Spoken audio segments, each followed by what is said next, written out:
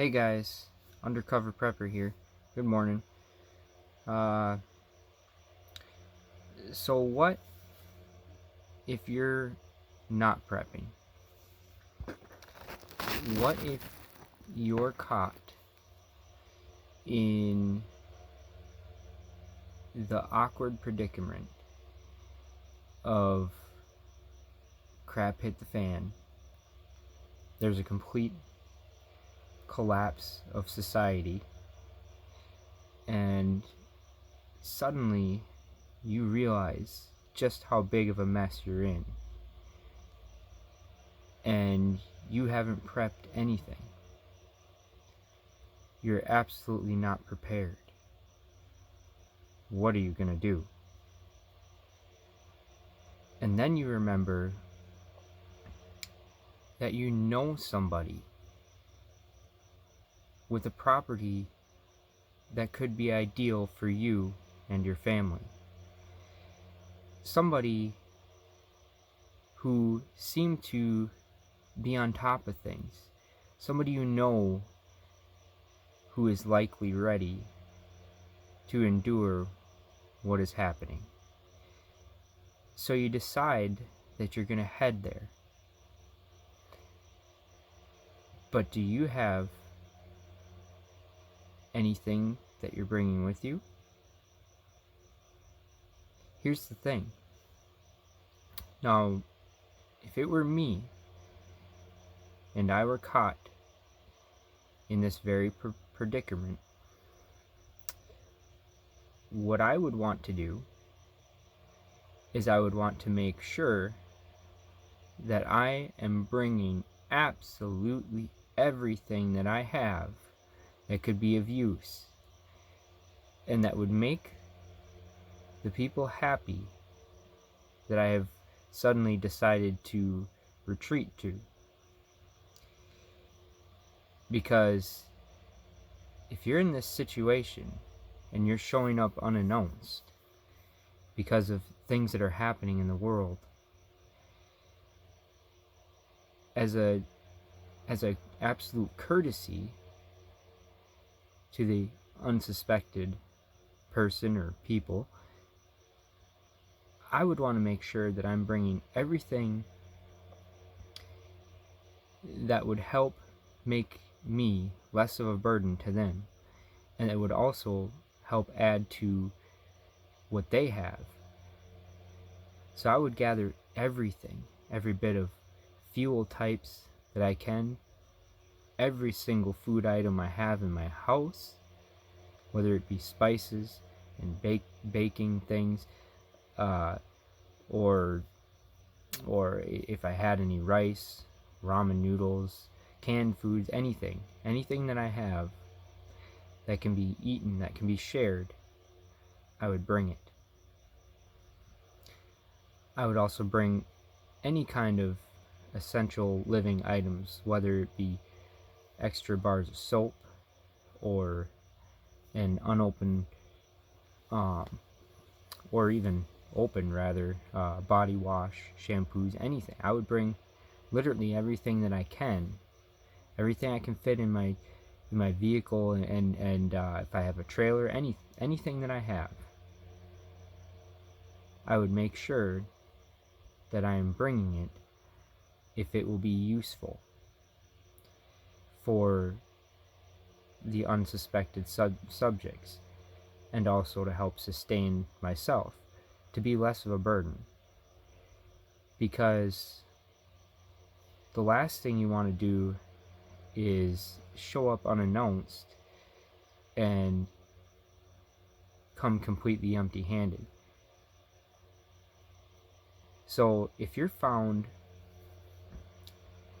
in that situation where there's a complete collapse of society, and you suddenly realize the danger you're in, and you decide you're going to flee, make sure you bring everything that you can, everything of use. And this will indeed likely ease any tension of your unexpected arrival. And the thing is, you really don't want to be caught in this situation, but I'm putting this video out there for anybody that is just kind of stubborn on the prepping thing, or maybe you just haven't been able to do much for prepping. Maybe you're just starting, and maybe a week from now something happens that causes a collapse, and you just didn't get near as much prepped as you wanted. I'm trying to give, I guess, a good heads up of what I would feel would be best, and hopefully it's good advice to you. But I know me personally, if I had somebody show up completely unprepared, I would certainly appreciate it more if they didn't just panic leave their house and bring absolutely nothing with. Because the thing is if you have time to get things, you don't have a gun to your head telling you to just vacate your property and leave all your stuff for this person or that, whatever. You're gonna want to bring everything you can, because if somebody came to my house looking for protection because of crap hit the fan scenario, complete collapse, I would certainly appreciate it if they showed up with something to contribute, because that puts less of a strain on the supplies that I have built up for my family. And it's not to say that I don't plan ahead even for the sake of others, because I certainly do my best to make sure that I can also help others. But my point is, when there is a complete collapse and suddenly there is no flow of goods, really everybody that groups together needs to try to contribute the best that they can. And so if somebody shows up surprisingly to me or unannounced, I would very much appreciate it if they showed up with something to contribute and to relieve some of the strain on the supplies that we have. Because when there is no more flow of supplies, things could really start running out quick if there ends up being too many people rushing to a place that they feel is safe for their family. There might be 10 families that all had the same idea and say, hey, Undercover Prepper's property sounds like a great place to go, and I think that guy's on top of things. And now suddenly there's 10 families that show up unannounced, and all of a sudden I've got this mini crisis of people I don't want to turn away. So I would try to think of what I can do to best accommodate, but it gets really sticky at that point. And especially if they showed up completely empty-handed, just themselves and their vehicle, panic leaving and bringing absolutely nothing, that's going to really kind of put a lot of stress on the situation. I'm not going to get into the details of how I would handle that, because I'm being honest here. I really don't know how I would handle that many people showing up. It would probably come down to taking a step back and praying to God about it, because I've never been in that situation, and I know I have to place my trust in God and not and not just make stupid impulse decisions. But anyways, I don't want to get too far off track here. The point of this video is really just to, if you're in that situation, do yourself and the unsuspected subject a favor and bring everything that you can if you suddenly are bugging out, I guess you could say, and heading to somebody's home that you feel is going to be safer for you and your family, and you believe that they're in a better prepared situation, prepared state. And quite honestly, if you're watching this video, I would recommend not being in that awkward position in the first place, and start being prepared now. Because it's like I've said before, it's never too late until there is a complete collapse and there's no longer the ability to acquire goods that you and your family would need. And at that point, it really is too late to start prepping. Well, I mean, what are you going to do? Are you going to be one of those guys bum rushing the stores and getting trampled or shot because now there's a fight over all the stuff in the stores that's left? And that's going to go pretty quick, but it's going to be chaotic. And you really don't want to find yourself in that situation. So get prepped now, and don't be the person that comes showing up completely unprepared. And another thing, you really want to make a plan. So something you can do is, if you feel that, hey, maybe the prepping community's right. Maybe there is a lot of stuff going on in the world right now that I should be concerned of. Things look awfully bumpy, different than I've ever seen before. And it's throwing up red flags in my mind, and I don't want to ignore it anymore. So I say, well, maybe I should make a plan. And that's exactly what you should do, is make a plan. If you know where you live is not going to be ideal in a crap hit the fan scenario, complete societal collapse, what you're going to want to do is make sure that you make a plan with somebody that you know. You know, make it so that it's not an unannounced, unexpected arrival. But make sure that you plan the best you can.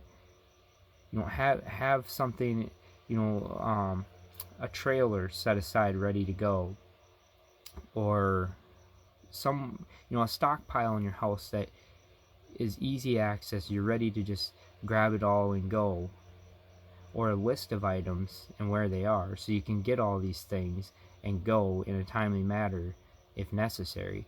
But so that you're taking everything that you can of value, and you're going to take that and go to a person's house that is now expecting you, because you guys made a plan together. And that's going to make the whole situation a whole lot easier. So guys, I'm just saying, it's best to have some kind of plan in place, so that you don't become like in the beginning of this video, the guy that goes and shows up unexpectedly, empty-handed, and suddenly creates a mini crisis for the person that is receiving the unexpected person. Because it's like I said, that will just make the situation a whole lot harder. You don't want to panic leave and bring nothing but the clothes on your back and the vehicle you drove. You want to make sure that you plan ahead. You really do. It's not stupid, it's not childish, it's smart to have a plan. It's smart to be prepared. Do you think that the government doesn't prepare for things? Do you think the US military doesn't prepare for things? Everybody should be prepared for multiple circumstances to occur. It's just like putting aside $1,000 in your savings account so that if something goes wrong, the water pump goes out on your vehicle, you don't have to fall on a credit card. It's smarter to have the $1,000 set aside to help with a sudden unexpected cost, right? So if suddenly you have no access to food, wouldn't it be smart to have, a stockpile of food set aside? It's not stupid.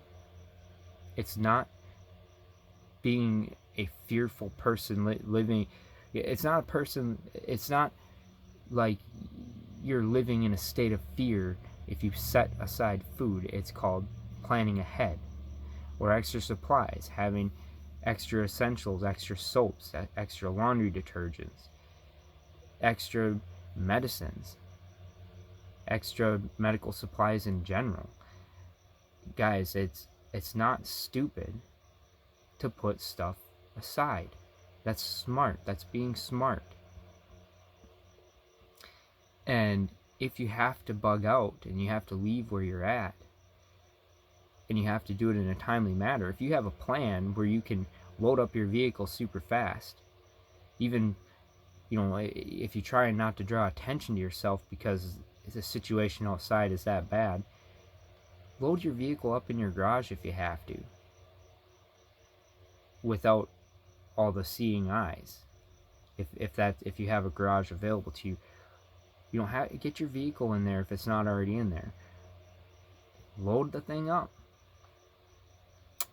and take off once you're ready to go. And if you have a plan, you have things in places that and you can do it, you can go to it quickly and get it in your vehicle quickly, that is going to be a much more ideal situation for you to handle if you have a plan and you have a state of organization. So anyways, guys, I don't want to ramble on and on. I'm starting to feel like I am. But just be a smart person and plan ahead.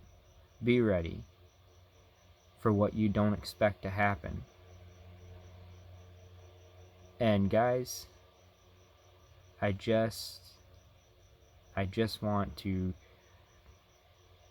finish off with saying to remember the most important thing, and that's being prepared in your heart. And what I mean by that is you want to be in a state of readiness in your heart as well for whatever comes down, whatever goes down. And really, how you do that is by having a relationship with Jesus. Okay, that's the most important. That's the absolute most important thing you can do. Because then no matter what happens, you're not going to be afraid. You're not going to be terrified. Because when you have a close relationship with Jesus, you're not afraid. You're not afraid of death itself. What do we have to be afraid of when we know that we're redeemed? When we know that our sins are forgiven? And we know where we're going at the end of the day if something should happen to us. We don't have anything to be fearful of.